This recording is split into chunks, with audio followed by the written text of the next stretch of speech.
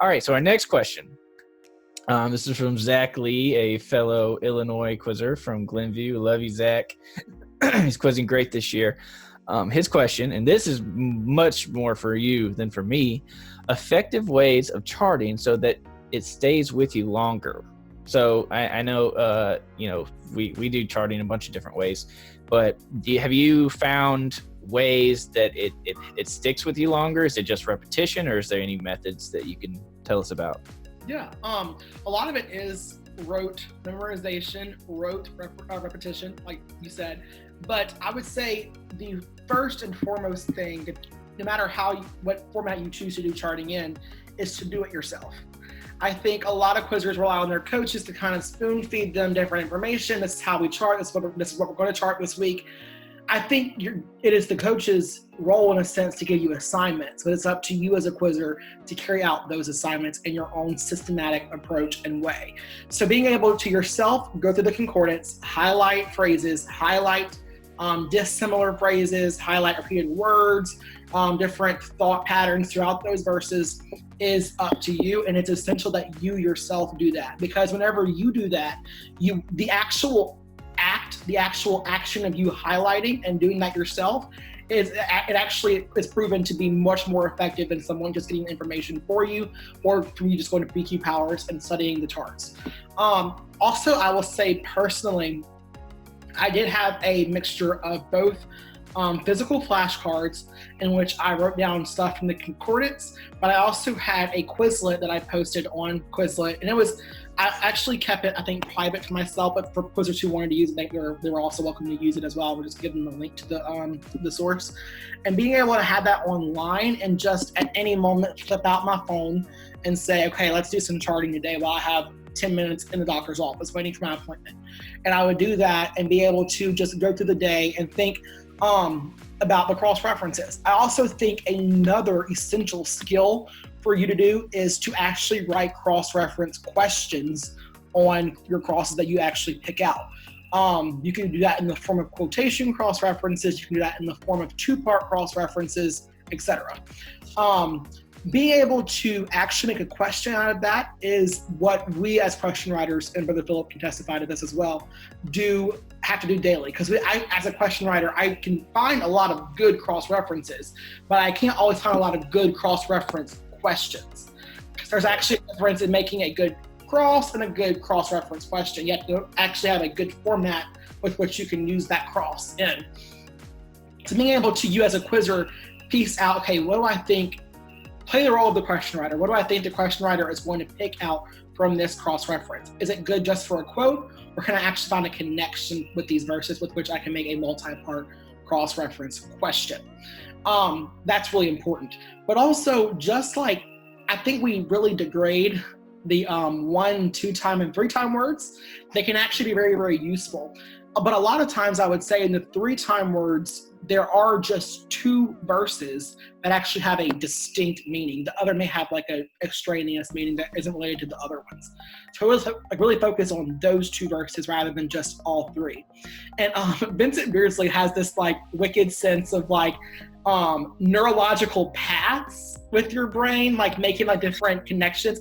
He can tell you all about that. I'm not sure about all that, but I just like I'm like a literary person, so being able to like make different literary connections in the material is very important, because I think for the Forbes eyes especially, he likes to connect literary themes of passages rather than just quote all the verses that name the heart or that mention the heart, because a lot of times the heart is not spoken about in the same fashion as in the different verses. So I think making literary connections is more important than memorizing all 684 mentions of Jesus. It's not important.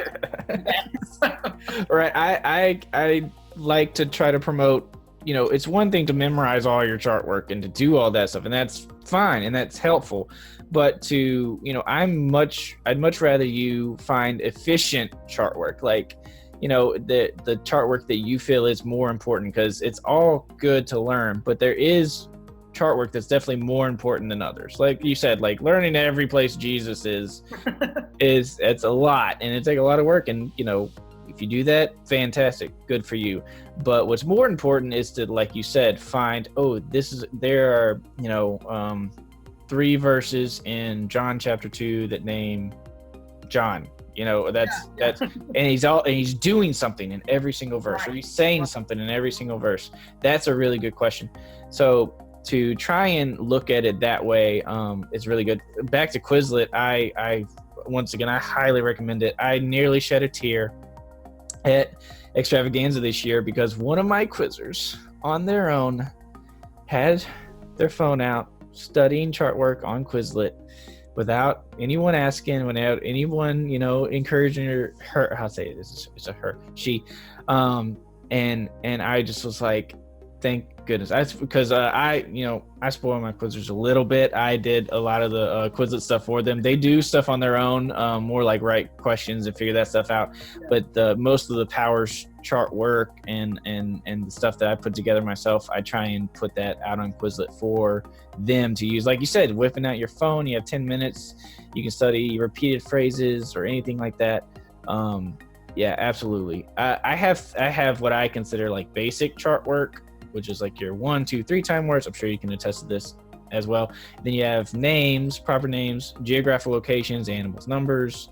That stuff I expect my kids to kind of keep up with. Maybe not so much like 3 time words and 2 time words and stuff, but keep up with that stuff as you learn.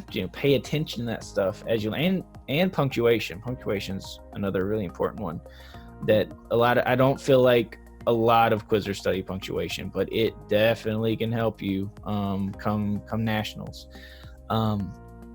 But also, like we'll say, like in the sense of like this year in particular, there are a lot of different categories through which cross references can come.